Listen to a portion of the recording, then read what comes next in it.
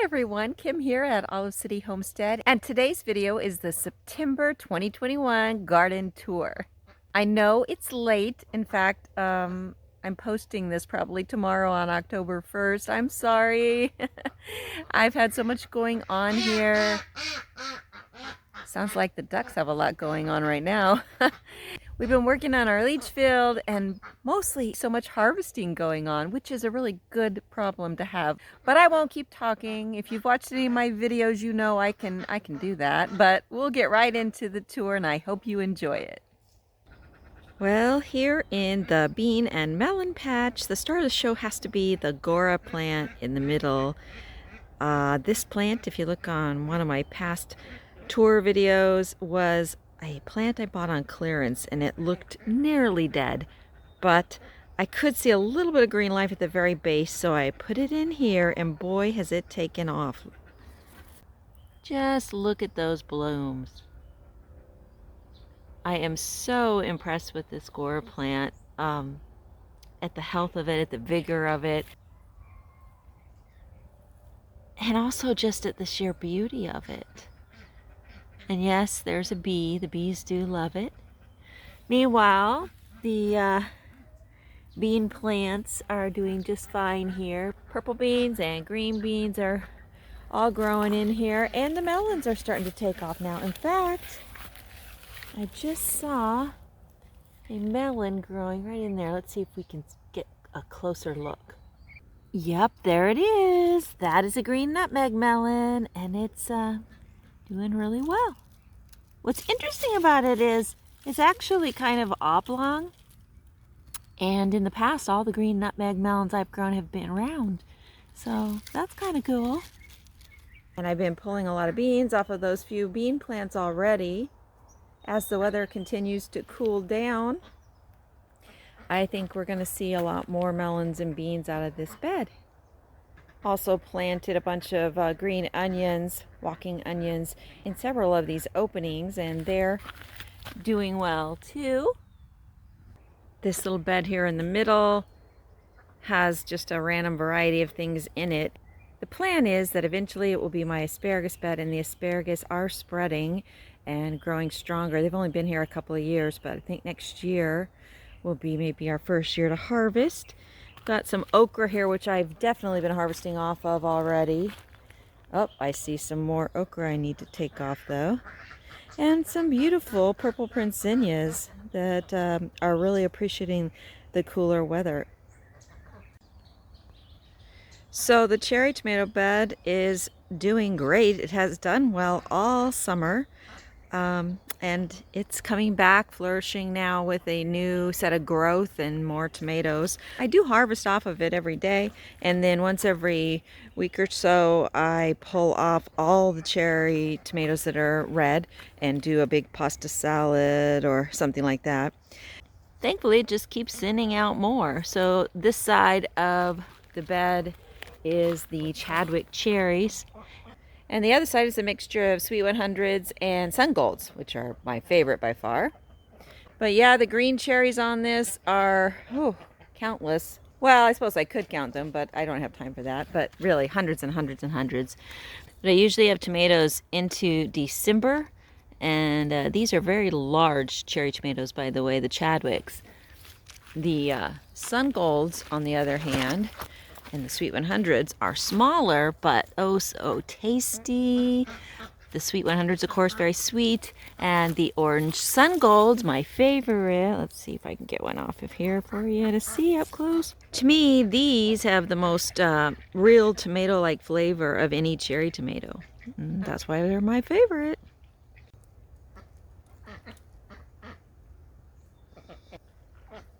And down below, the canna lilies are doing well in their little shaded cement block homes.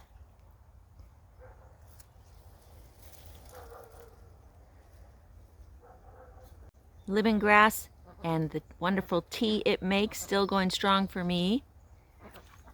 Ducks there in the background behind my tree collards that are growing by the fence there.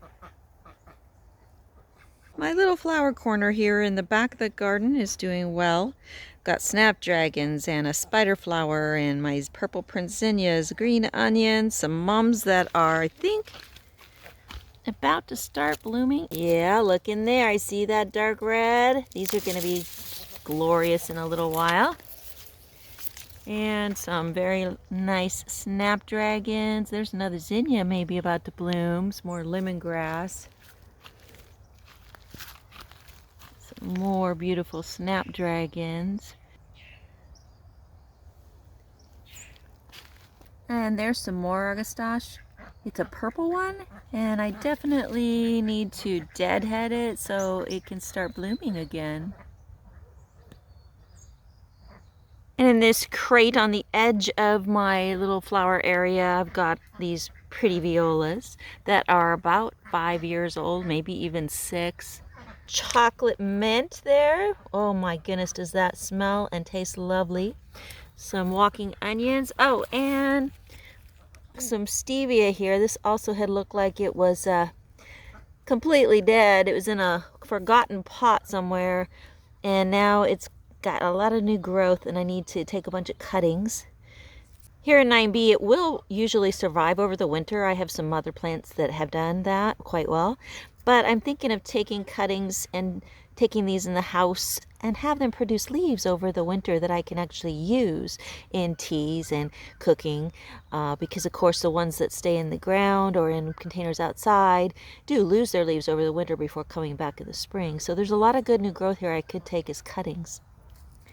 And here we have a beautiful amaranth. Now I just, of course, love this crimson leaves. Who wouldn't? And I love the blooms, which you can see just starting here. A little tiny thing there in the center, and they get 1.5 feet, 2 feet long, those blossoms. But the leaves themselves make a wonderful dish called callaloo.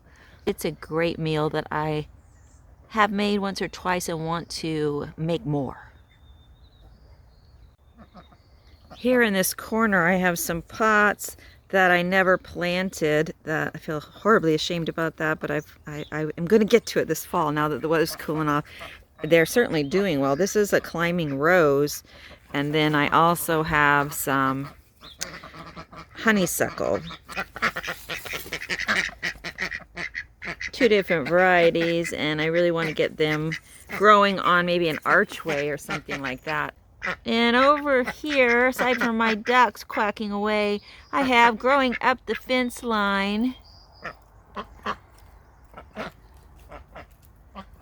all the way up to the top. It's Malabar spinach. It grows on a vine and it climbs on anything, and when it blossoms it's just gorgeous. The vine is a crimson color and it's just so beautiful. Hi, duck. The leaves are quite tasty in a salad, and I find that it survives quite late into the winter. I even had a plant once that overwintered. Really just depends on the microclimate if you're in a warm zone like me. If you're not in a very warm zone, it's not going to survive the winter. However, it reseeds like crazy. Something else that it does, see if you can see here.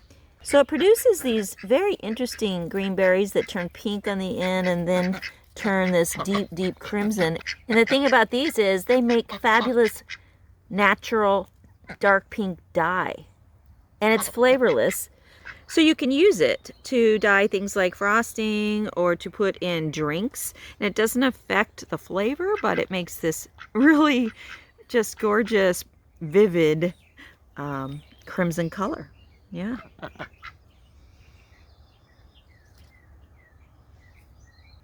Rhubarb is still doing quite well, and going to be harvesting some very soon to make a rhubarb pie. So this is a jungle. This is not how I planted it, and you might not be able to tell what's happened here, but let's move over here and perhaps you can see better. This is 4 cherry tomato plants that grew about 8 feet tall and then kept growing so much so that they fell over, as they are wont to do, considering they're just vines that we try to stake up. And if we don't try very hard, like I didn't, they fall over, yeah. The tomatoes that are in there, and there are so many, are kind of inaccessible. But it's kind of opened up another walkway here, so if I move this tool a little bit, I could actually walk on this side of them if I want to. But yeah, there's a lot of tomatoes in there ripening, if I can get to them. And the plants continue to grow upwards and blossom. And now that the weather is cooling down to be in just the mid-80s, instead of in the 110 range, they're going to really start fruiting over the next 2 months. A second wind, as it were. And the zucchini that the squirrels tried so hard to dominate, I just discovered has another huge one on it. It's doing quite well, and I've been making zucchini everything. Zucchini chips, zucchini noodles. Even the little plant here that got eaten down, I don't know, 8 times or so is starting to blossom. This zucchini bed has been doing well the whole time. Pulled off dozens and dozens of zucchini. It was behind tool the whole way, so never got eaten by the squirrels. Made some savory zucchini bread last week. Did a video on it, so you could check that out if you want.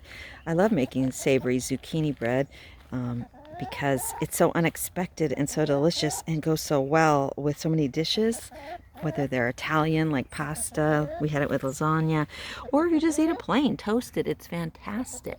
And I did add some green sorrel to one of them, and I added basil and walking onions to all the recipes, kind of as the base veggie included, and boy, were they good. Green onions are growing well. Right, girls?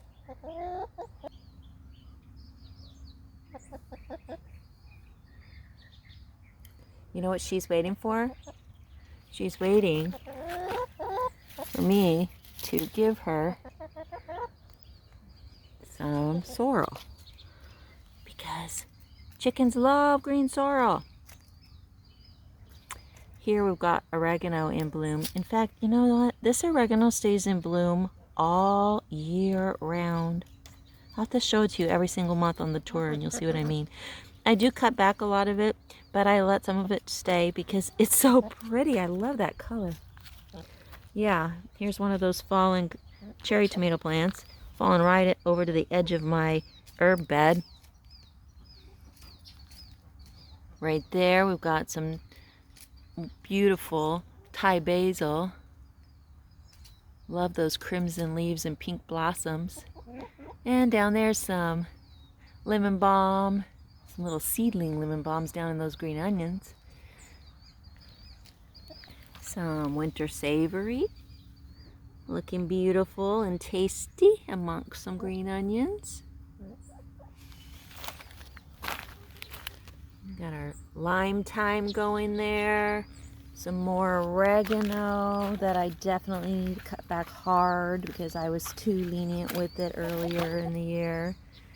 And some more English thyme here that needs some pruning. I'm sensing a theme here. I think I need to do a major pruning of this whole herb bed. In fact, my lemon verbena plant here agrees. It has decided it's second spring, I guess, and it started to blossom all over again a week or two ago. And that's kind of crazy, but all right. Down here, you can see the new growth. It's so pretty and dark green. But then, yeah, what is that about? It's almost October. It is not spring. But that's the confusion that comes with living in a zone 9B, where it is so warm that when it cools down in the fall, they think it's spring temperatures. Now, with lemon verbena, you might think you should take a cutting from this brand new tender green growth on the ends, but actually, if I want to reproduce this plant, I should go in and take a woody growth, because this plant grows best from cuttings if you take a woody cutting. And here I've got some poblano anchos here. Looking good. I got a lot of them in there. And some are starting to turn red. I'm going to be making some pickled peppers this week. A whole bunch of them, canning them up. in a very easy way that I'll share with you guys so you can do the same. Here we've got a ton of sweet shishitos on this little plant. This little plant's a trooper. And then here, oh my gosh, these Grand Marconis are just huge. That thing's at least 5 inches long, and I see that, oh, this one's even bigger. It just hasn't started turning yet. There's 3 big ones on there. The red snacking pepper plants are in full production mode now. They're still blossoming, but this thing is full. I bet if I came in here, which I'm going to do in a few days, and harvested everything that's red, there's probably 100 red peppers on these 2 plants. They just are, you know, buried in amongst everything else. This plant has the smaller ones.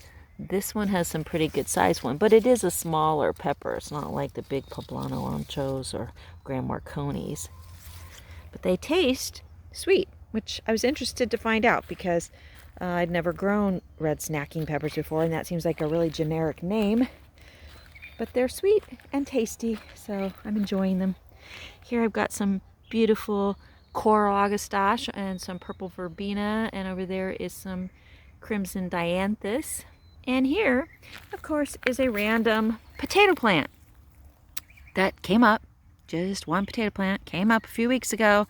I haven't had potato scraps in this bed for 4 years, but every year, usually in the spring, I must say, but now in the fall, every year, potato plants come up. I thought we were done this past spring when I thought a few last potato plants came up, but no, here's another one, and I just don't have the heart to pull it out, so there it will stay till it's done its job. My main pepper bed continues to produce like crazy. This is why we're making pickled peppers this week with Jimmy Nardellos and corbaccis. And oh my gosh, look at these. We've got Cubanelles of all colors, no, not all colors, red and green, and sizes that are just weighing down this plant here, and some more corbaccis. There's some borage, which really does attract the bees, and is probably why the peppers are doing so well here. And look right there, do you see all those little tiny seedlings? You know what those are, right? These are more borage plants, and if I want borage growing around the place, I would just take up some of those little seedlings. And you do need to take borage seedlings when they're very tiny like this, because they quickly grow a very long, deep, strong, thick taproot, and they don't transplant well if you wait too long. So I've got some that have grown up to a bigger size, and if those might already be too big, but I should try to get those out right away and move them, because wherever they do grow, they enrich your soil because they're fantastic nitrogen fixers. This plant has been planted all summer and did nothing except blossom. Never seemed to be fertilized. Never grew a pepper. I can't say that it grew one pepper, but now I see that there are some peppers growing on here, little ones. Here's another one. Oh yeah, they're all over. So apparently this pepper plant, which is a fatale, needs cooler weather. I was just curious. Oh look, there is one that's a little bigger. Look at that. Now the one I harvested way back in it was May or June before it got really hot, was about 3 inches, 4 inches. So this is only about 1.5 inches, so it could get bigger. But I'm encouraged now that I see all these little peppers on it. And my jalapeno, which is loaded, loaded, loaded. I need to definitely be harvesting. Some of them are way overripe. I'm gonna take them and dry them in my dehydrator. And there are the aurora peppers in the background. See all those multicolors? They start off deep purple, and then they go to kind of this pale creamy yellowish, and then bright orange, and then red. So yeah, I will definitely make a video on the pickled peppers and share that with you guys. It's a great way to use up a lot of the vegetables in your garden. If you, like me, have an overabundance of all kinds of peppers at this moment, you can use the recipe to make great tasty use of all those peppers, as well as garlic or onions that you have. And I'll actually give some tips for pickling any veggies. In the past, I've enjoyed pickling zucchini and carrots and all kinds of veggies, and it's super easy. I do have some delicata squash growing in here, as well as what looks like another potato plant, but I actually think this is a parsnip, because a year and a half ago I had parsnips in here, and I think this random volunteer is one, but I'm not 100% sure. We'll see. But I see I've got a delicata growing there. Super excited about that because they are my favorite squash now. Oh look, there's a baby one growing in the thyme. Alright, the limes need to come off because they're starting to turn yellow. Did you know that's what limes do? Because did you know limes are actually just lemons? Yep, they're lemons that people decided, hey, these taste better when they're green, and we're gonna call them limes. That's the short version of it. So if I accidentally let them get tinged with yellow like this, I just call them my limons. Tell you what, they still make great lemon curd, or I should say limon curd, and great margaritas. Do you see all that new green growth coming out? And look at that. We have blossoms. We want to grow new fruit. Yes, pretty blossoms at the end of September. Still harvesting a bunch of butternuts, small ones like this, because this is actually a butter bush, which is kind of a petite butternut. There's another one. The plant's definitely dying back now, even though it's trying to send out new growth. Here's another one. I pulled about 15 off of these 2 plants so far this year. And boy, butternut, best squash ever other than delicata. Pretty much they taste the same. A few more growing in here. Boy, they are just so delicious, so buttery. I guess that's why it's in the name. And just that deep orange flesh is so good for you, actually, so nutritious, so many vitamins that you don't get anywhere else. And in one of the beds with my butterbush squash, I have these okra trees. I have harvested a ton of okra this summer, and these just keep growing taller, and I need to harvest again, it looks like. Well, hi, Smokey. What are you doing?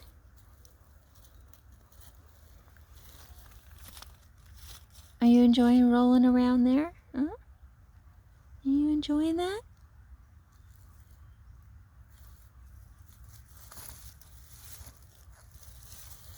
You ready to go in the house?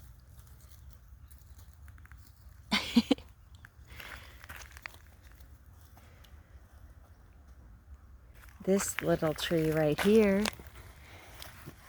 is a loquat that really suffered in the heat, but it's sending out new growth. So I'm hoping that we're gonna save it. Right, Smokes?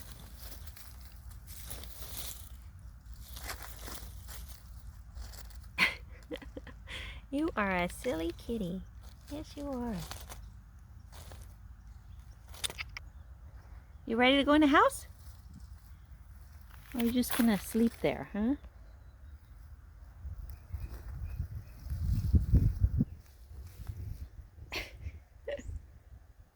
And I've got some eggplant that needs to be harvested. Looks like 3 big ones there. And there's another one right there.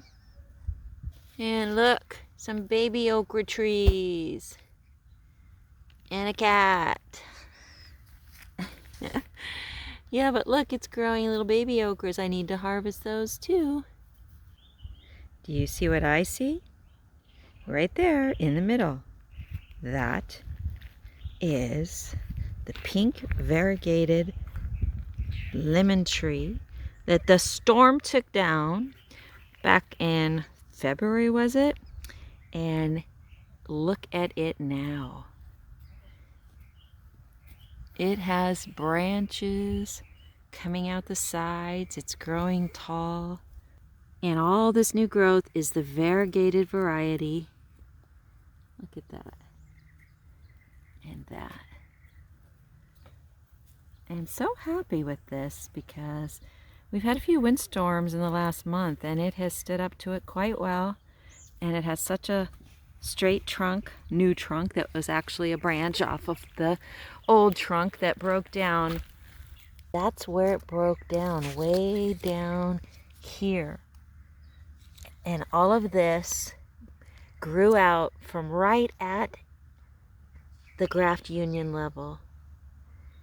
And it's going to be a beautiful tree again. I'm so happy.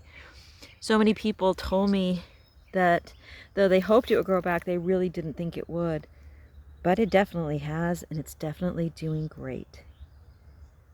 And look at the mystery plant, no longer a mystery, growing out of the bottom of this 15-gallon container that did have a wonderful green nutmeg melon plant in it that produced quite a few melons for me. But this is a ground cherry plant, and they drop these husk-covered cherries, if you want to call them that, on the ground when they're ripe. And they're yellow inside. And if you've never had one, this is a tiny one. Usually they're much bigger. They have a very interesting flavor. That one's actually more sweet. You gotta let them get pretty yellow for them to be really sweet.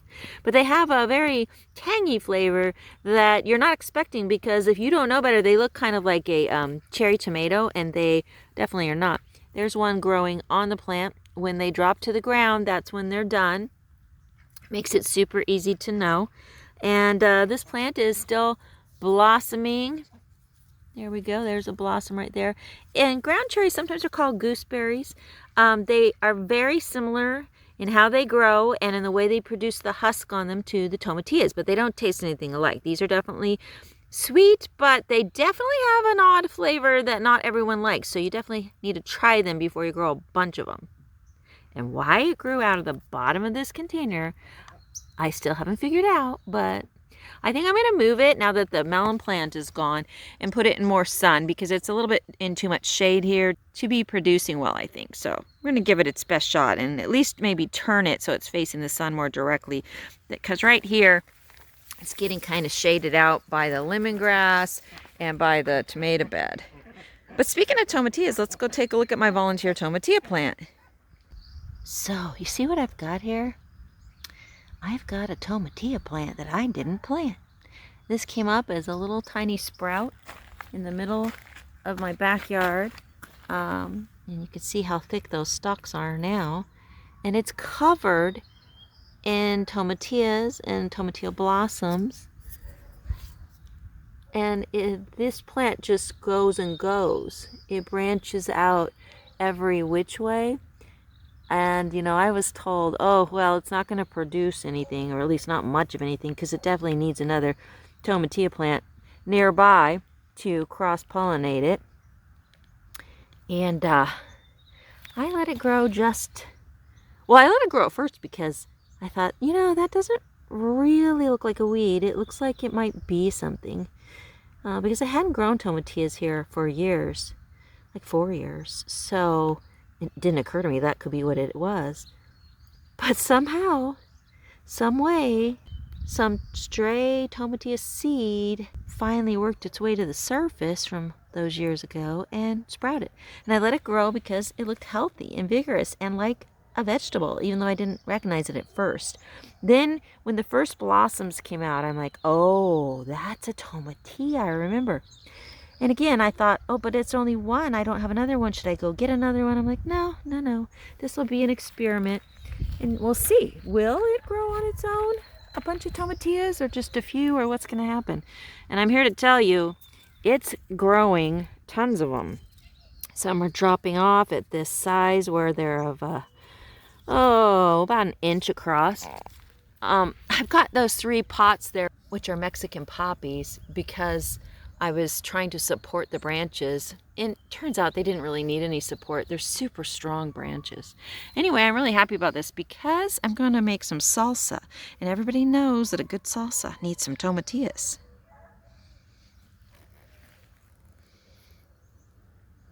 The pink crepe myrtle is trying to bloom again here at the end of September, now that the temp is cooling down a bit. No complaints from me. It is a beautiful blossom.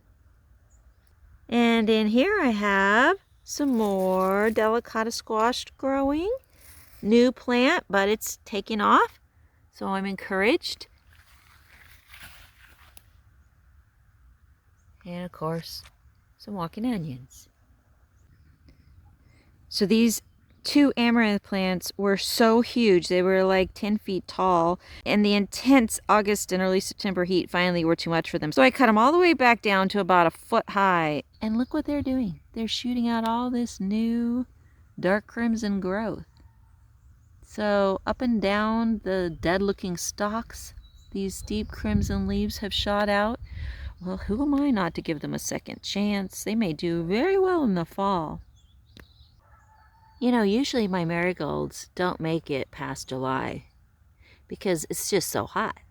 But this plant, it has made it and it's flourishing. I mean, just look at that.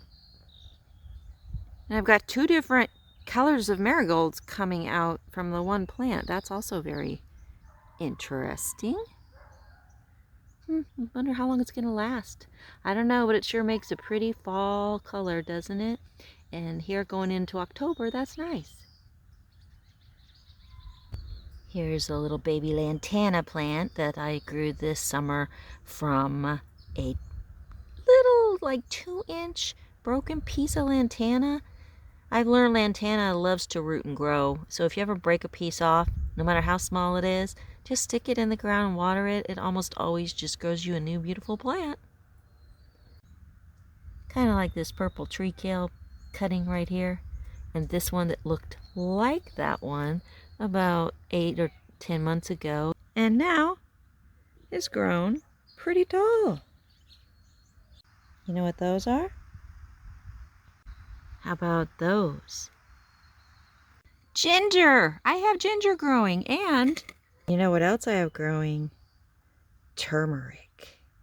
Look, more turmeric. Yep, I just got some turmeric and some ginger from the organic food store, and I put them in some containers, and look, I have turmeric growing, and more there. And there, that's more ginger. Yeah, I'm super happy because I grew some about 3 years ago, both ginger and turmeric, and it was fabulous. We really enjoyed it. It's so nutritious, but also it's so beautiful. Of course, this isn't really the right time technically of the year to start it growing, but because we stay warm for so long, I think they're going to get pretty strong and big by December when it's going to cool down. And it's warm enough here in the winter that they should overwinter well too. And then they'll have a head start come spring. Just look at this Thai basil plant. It's so beautiful and reaching for the sky. Look at those beautiful purple pincushion flowers. Scabiosa is their proper name, but I like the name pincushion flowers better. And this color is just gorgeous, isn't it? Some beautiful lantana with some purple fountain grass and some garlic chives. Oh, and some walking onions. Can you see them all?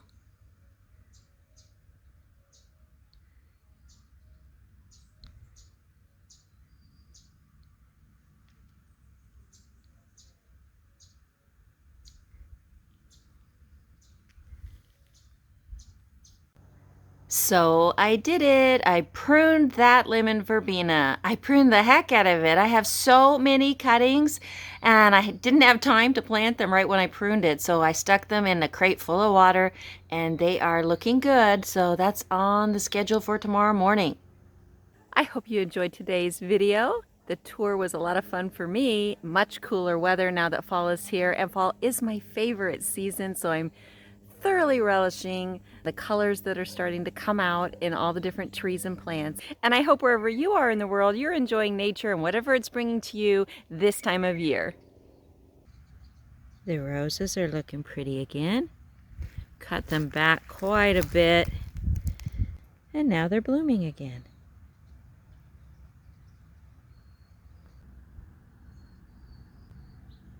And here we have the Cyanoglossom, Amabile, blue showers. that I grew a bunch from when I threw some seeds down from dead flowers back in the early summer. These shot up. Society garlic, salvia, lantana. Definitely looking like fall here.